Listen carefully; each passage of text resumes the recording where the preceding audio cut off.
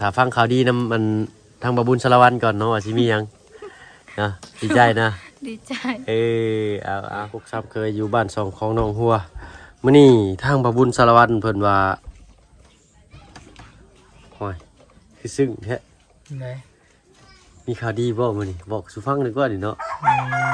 มีอยู่พี่น้องกันเนาะช่องคอยบ่ขึ้นมึงในช่องบาบุญ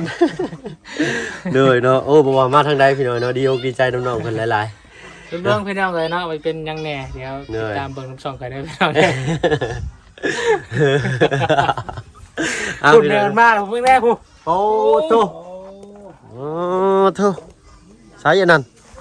ปลาตัวคือได้กระสอบใหญ่ใช่ไหม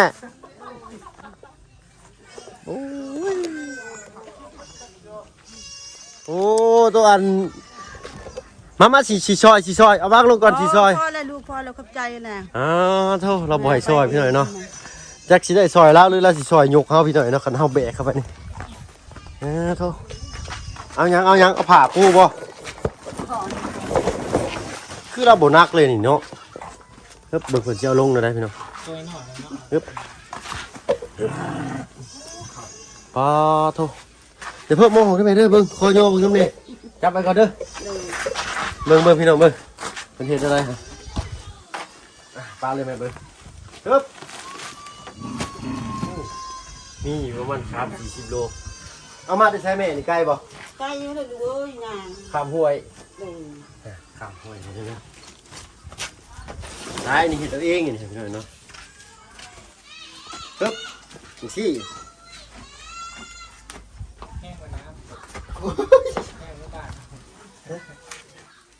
เฮ็ดบ่เป็นคือเลยเนาะมันสวดเอาดอกอย่าเข้าพัดลมมันสิเหี้ยเคยเฮ็ดแล้วเนี่ยนายนวลเพิ่นบังแช่น่ะจะเคยเฮ็ดหรือบ่ดากจำเบ้าเลยโอ้ยกินนี่ต้มนี่มีหยังอันนั้นมีแต่แนวมาสู่กินน่ะนี่เนาะอึบหมักเดือยเนาะลูกเดือยอยู่ฝั่งไทยเพิ่นเอิ้นว่าลูกเดือยบ่แม่นบ่น่าสิประมาณนี้แหละพี่น้อยเนาะถ้าว่าบ่เบิ่งจำบ่ผิดมาไปให้ในเมืองกินน้ำกินได้กันแม่กินแล้วกินแล้วกินน้ำเชกินน้ำเชเลยตัวนี้น้อยนี่พี่น้อยเนาะเพิ่นก็ได้อยู่ประมาณ1.45 มาฮอดจอดถึงน้องเพิ่นก็บ่ได้อยู่ซื่อๆพี่น้อยเนาะแล่นหาน้ำหาในมาให้บ่ได้พักบ่ได้เศร้าพูดไปเฮ็ดหยังต่อแล้วทั้งนั้น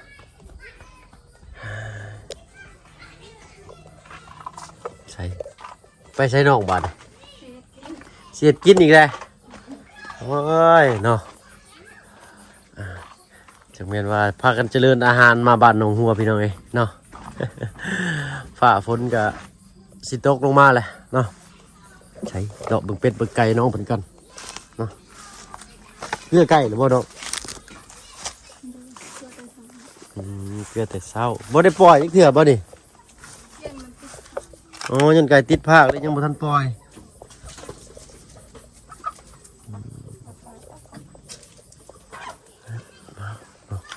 เห็นนาดีเข้าไก่เพิ่นก็ได้ผ้าอันนี้ทนอยู่พี่น้อยเนาะแบบนั้นเลยแต่หลายปีเลยเพิ่นว่าก่อนอื่น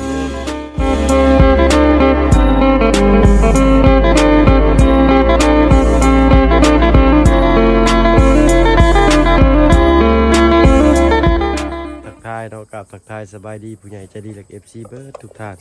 ที่เข้ามาหาประชมช่อง YouTube บ่เพิ่งเคยหลายคือเก่าบ่ว่าฝั่งไทยฝั่งลาวและก็ถึงฝั่งต่างประเทศก็ยินดีต้อนรับเข้าสู่ช่อง YouTube บ่เพิ่งเคยหลายคือเก่ามื้อนี้พี่น้อยเนาะมาอัปเดตเรือนซ่านบ้านช่องเนาะได้ยินว่าน้องหัวมีข่าวใหญ่เนาะว่าซั่นซะรุ่นเบิ่งไปนำกันพี่น้อยเนาะฮึบโอ้เพิ่นเอาสีใช้มาทาซั่นเห็นบ่แห้งแล้วโอ้สีตัวนี้แบบว่าปอดทุ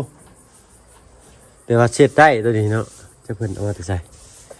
เสียงฝนพี่น้องเนาะเสียงฝนมาแล้วเด้อทั้งนั้นเด้อ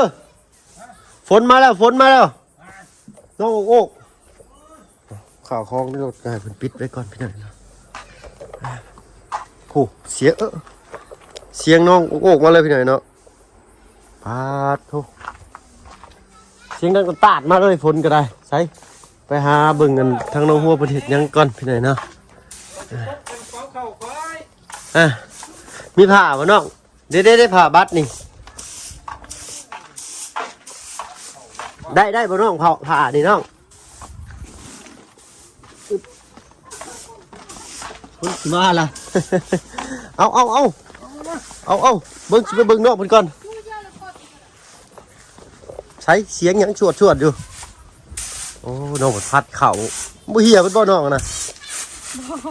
เหี่ยอยู่เนาะแต่เป็นเศษน้อยๆนะพี่น้อยเนาะเดี๋ยวเข้าป้ายก็ให้ไก่กินเนาะปลาต้องฝนมาเลยน้องจะบ่ได้ตากจังไว้บ่ฮึบขออนุญาตขึ้นเฮือนน้องเพิ่นอีกก่อนพี่น้อยเนาะฮึบปลาโถฝนตั้งกระตาดมาฮึบซ่านเจ้านี่ได้น้องเอ้ยมันสิลุยลงเบิ่งพี่น้อยขออนุญาตเด้อสั่นไปเลยเฮ้ยสิเห็ดยังบัดตานี่ใส่จิรอเลยโอ้กินข้าวเช้าเลยบ่ยังบ่ทันได้กินข้าวซ้ำมาแต่ไซจะไปใส่มื้อนี่ไอ้คนจิรอโอ้ขยันแต่เช้าเลยเนาะปึ๊บใส่จิรอสบายดีเลยเนาะเอาติดมากระเบิดกันน้องให้อันปลาลุงเพิ่นฟังเสียงน้ำแน่เมื่อวานนี่นะทางน้องเพิ่นพาไปเอาน้ำปลาลุงเพิ่นก็บ่สุดยอดเนาะตอนน้องลอยน้ำขามปลาลุงตกใจทาง FC แล้วโอ้ยหัวใจบ่าวไทยสิสลายเบิดแล้วเพิ่นว่าเนาะก็เป็นวิถีชีวิตน้องเพิ่นพี่น้อยเนาะบ่เพิ่นก็ได้มีโอกาสได้เก็บภาพบรรยากาศวิถีใช้ชีวิตของน้องเพิ่นแบบนี้ตั้งแต่น้อยจนมาถึงปัจจุบันนั่นเนาะใช้ปาดผลงานน้องเพิ่นเต็มของฮึบตกบ่ไปแต่จักโมงอันนี้7 โมงแต่7 โมงเช้าอันนี้จักโมงเนี่ยเนาะ10 โมง12 โมงเลยตัวยังไม่ได้กินข้าวเลยเช้าพุ่นก็ไปกัดมือใครแล้วกัดมือจะตรงเทใส่กระมังนี่เอาน้ำใส่อะไรก็จับจากตัวนี้ไปใส่ตัวนั้นลองหงบ่เอาน้ำมาเทใส่อีกเอาน้ำมาเทใส่ตัวนี้หรือว่าเทใส่หั่นแต่สัตว์คั่วแล้วก็จังมาลงนี้มันจังบะไตเด้ครับแล่นเลยแล้วคนนี้เนาะทางตู้แม่ไม่ใช่ล่ะไปหุดเข่าไปหุดเข่าเพิ่นไปหุดเข่าอยู่ไห้ไกลบ่น้องไห้เจ้าอย่าไปเบิ่งไห้น้องบ่ได้ป้องร้ายแท้นี่เชื่อบ่จักอันนี้ว่าเจ้าน้องคนนี้เลยกัดมือเราโอ้ยเนาะเอาน้ำจะอีกยึบ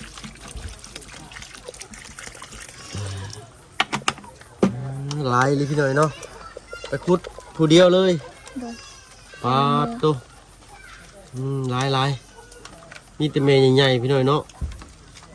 บ้านเท่านี้มัน100 กว่าบาทหรือว่า100,000 150,000ผลซื้อกันนี่ประมาณ100,000ไปเลยเนาะถ้าเบาผึ่งดาวบุพิษพะเพื่อที่เอาผ่าเงียงเคี้ยวเดี๋ยวพี่น้องมาห้อยในกระนับโตใส่2 ตัวพันถ้าเขาไปซื้อในหมู่บ้านตัวละ2 ตัว500ประมาณนี้พี่น้องเนาะเบาผึ่งกับผู้ค่ะเคยเขาไปบ้านน้องพันนั่นเพิ่นขายเพิ่นเขาไปหับซื้อนั่น2 ตัว500เนาะถือว่าคุ้มออกมาขายตัวละ1,000 กีบมาทันซะเกือบพอไปแล้วไปเบอร์เลยบุจักอันนี้เนาะถ้าแนวปิดไปก่อนเป็นยังเนาะเอาหน้าโต๊ะปิดไว้เจ้าจังปืดจับเอามันใช้ได้แบบเพื่อเจ้าสิไปเอามาได้การเจ็บจะแท้ได้มันกิโลนี่กันเลยถ้าฟังไทยเพิ่นเอิ้นอีสังก็จิโปมบ่จิโปมเนาะแมงจิโปมบ่ซั่นซะน้องบ้านเอิ้นแมงกิโลบ้านเจ้าได้เอิ้นอะไรเนาะอับริดเดี๋ยวพี่เด้อชื่อคือแบบว่าในหนังแบบมีเวทมนต์นะเนาะอับริดเนาะเว้ายากเลยอันทางบ้านน้องเพิ่นบ่ได้เอากี่มันออกบ่นี่จังเลยก่อนเด็ดบ่ให้ไปก่อนเนาะอันนี้ก็เป็นอาหารนะพี่น้องเด้อเนาะก็ขอโทษขออภัยนำลายกับบ่เป็นหยังเนาะพี่น้องเนาะเฮาบ่เฮ็ดบ่หาก็บ่ได้กินซั่นซะ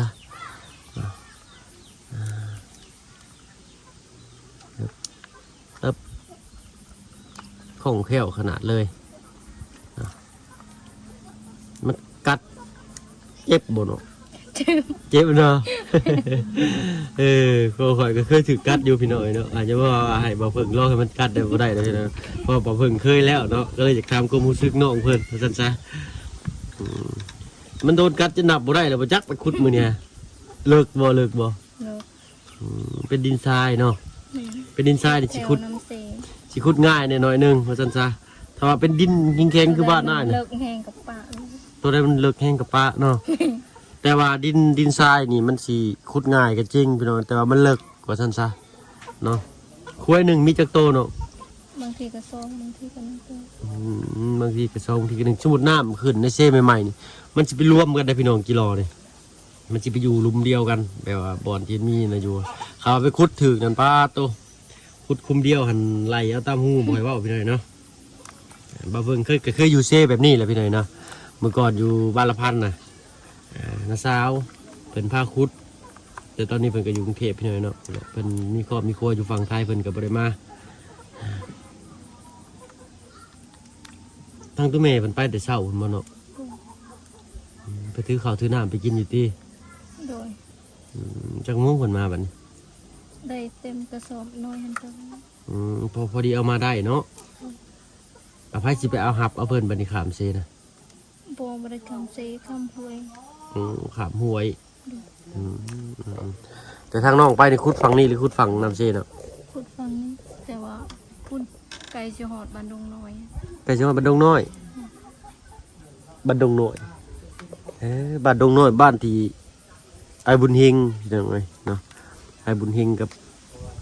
ลูกและเมียที่เกิดใหม่นั่นเนาะที่พ่อเฒ่าว่าพ่อเฒ่านั้นไล่ออกจากบ้านก็เลยย่างพอดีเบา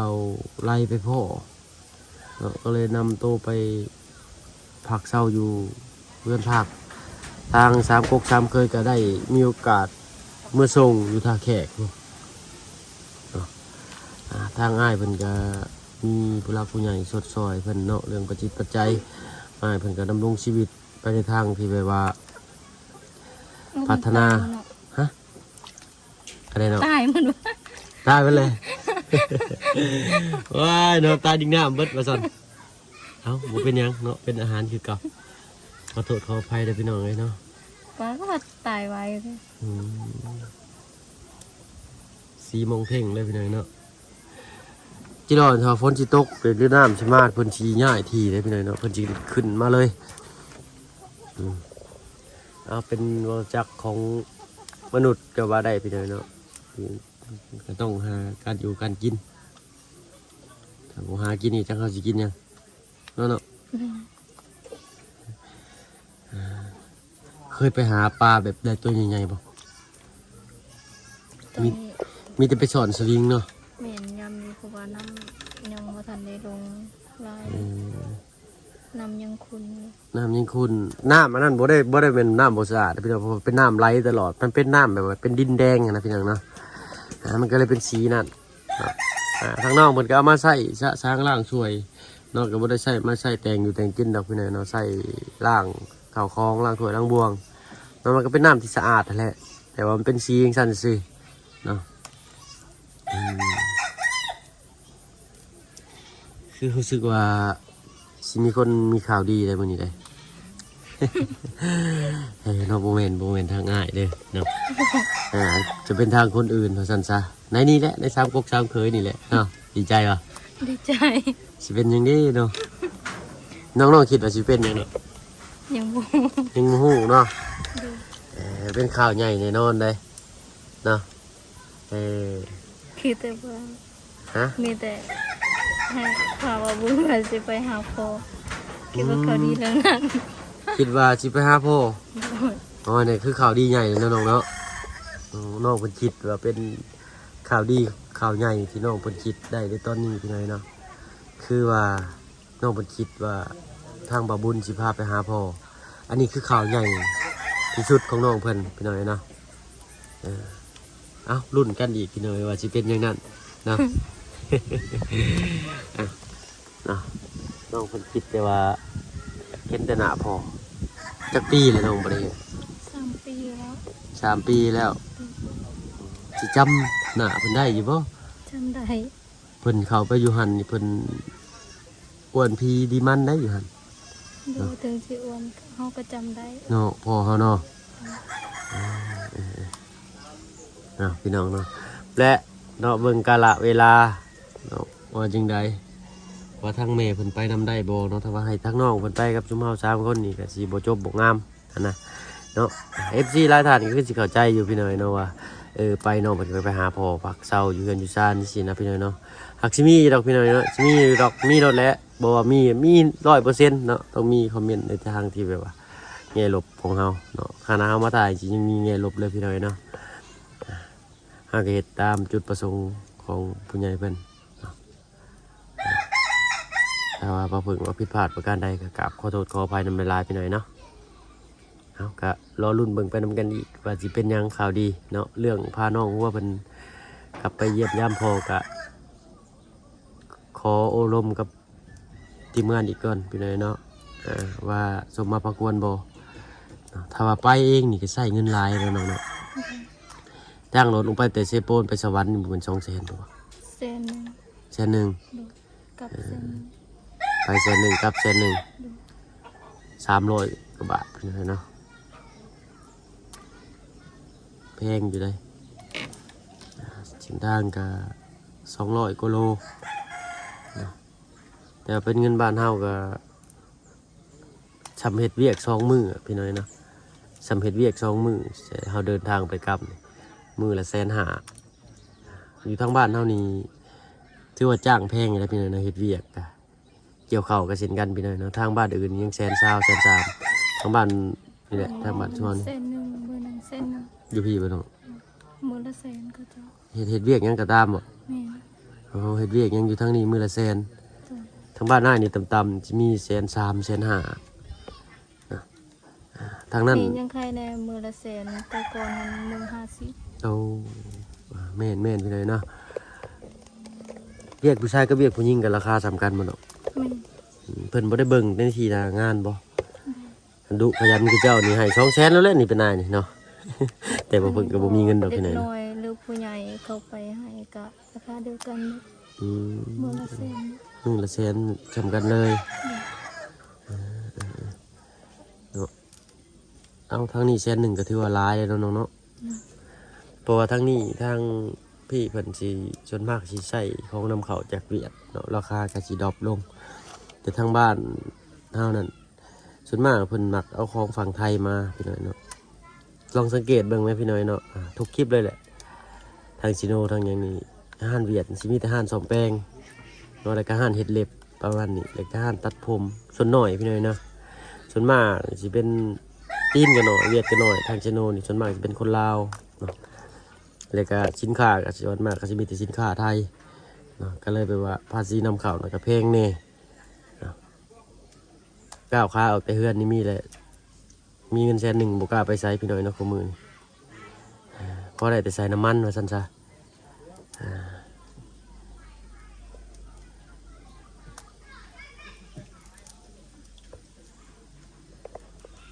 เงียบกริบเลยป่านนี้เนาะง่ายท้องพังล่างทางนี้ก็ได้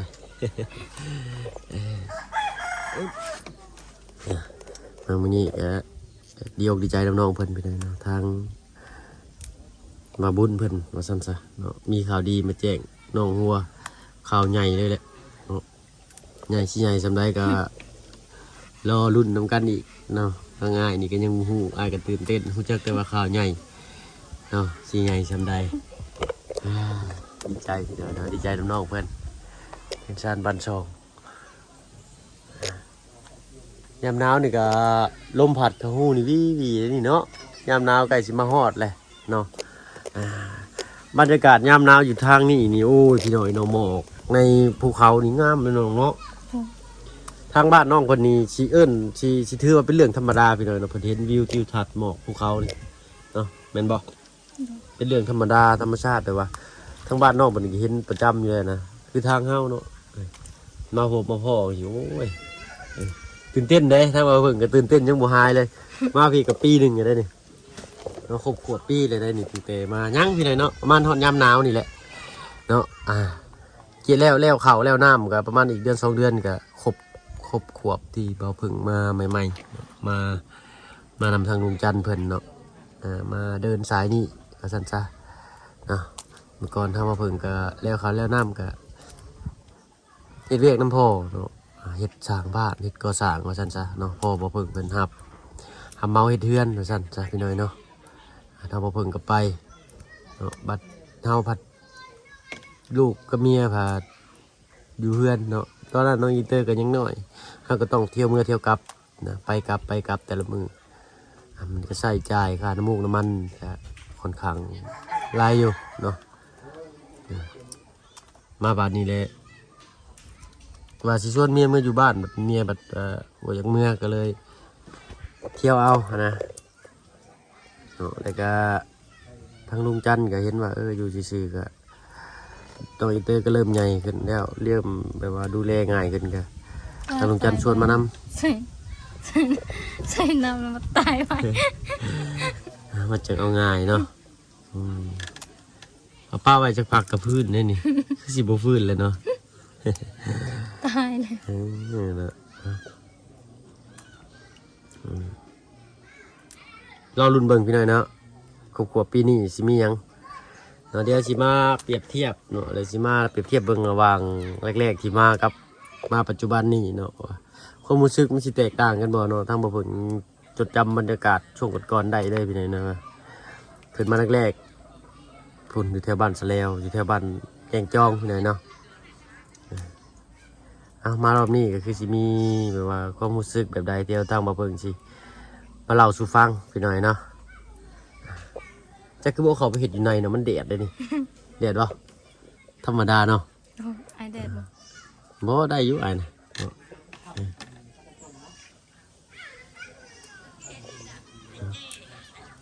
มื้อนี้มีใครเข้ามาหาเลยเนาะอ๋อมีเถอะน้องหากมาคือโดยเนาะเมื่อวานนี้ลูกเหิมเอายังมาตอดเมื่อวานนี่มังกรบ่ในขู่ดำๆมันเป็นหยังวันเพิ่งน้ำเพิ่งพี่น้องแต่เมื่อวานนี่เนาะเนาะดีใจกันด้วยน้องเด้อสิมีข่าวดีไอ้ใช่หนาคนสิมีข่าวดียิ้มเลยเอาสิเป็นยังพี่หน่อยเนาะรอหับชมเบิ่งทางช่องบ่บุญกันแล้วกันพี่หน่อยเนาะมื้อนี้ก็เขามาซ้ำกกซ้ำเคยคือเก่าเนาะเอาว่าสิเป็นข่าวดีอย่างนั้นก็เราฟังกันพี่หน่อยเนาะก็ไอกินข้าวแล้วบ่กินมาแล้วเนาะทายกินที่เราก็มาถ่ายกินอีกเลยเนาะมันจีอันหน้าบ้านออกเลยได้นี่เนาะกินก้นโอเคเนาะทางจุ๊บไอ้กับซียูนี่แหละถ้าแจ้งข่าวดีคนก่อนเนาะผมฝากไปใส่ดอกพี่หน่อยเนาะโชคใหญ่ผู้ได้บุญเนี่ยเนาะเอาซะละไอ้ไปทางอื่นก่อนเด้อสันเด้อเนาะพอกันคลิปหน้าพี่หน่อยเนาะถ้าฟังข่าวดีนำมันทางบาบุญสารวันก่อนเนาะว่าสิมียังเนาะดีใจนะดีใจเอาไอ้ไปก่อนสำหรับคลิปนี้โดยสบายดีโดยเนาะทางมาเพิ่งกับน้องหัวกับสิขอตัวลำลาก่อนพอกันคลิปหน้าเดี๋ยวต้องมาเพิ่งสิมาอัปเดตฟังเบิ่งใหม่เนาะว่าแม่นยังเนาะมื้อนี้ก็บ่มีหยังหลายพี่หน่อยเนาะพาตุเว้ยเนาะสั่นนะบ่แม่นสั่นกล้องเลยนี่ตั้งสั่นรีได้เฮือนแล้วนี่เขียนป้ายบอกโลดว่าอย่าเข้ามาหลายคนน่ะสิทีละ2 คนพอมันสิหักเนาะเนาะสำหรับที่นี่ขอตัวลาไปแล้วพี่น้อยเนาะพอกันคลิปแล้วพี่น้องได้เนาะสบายดี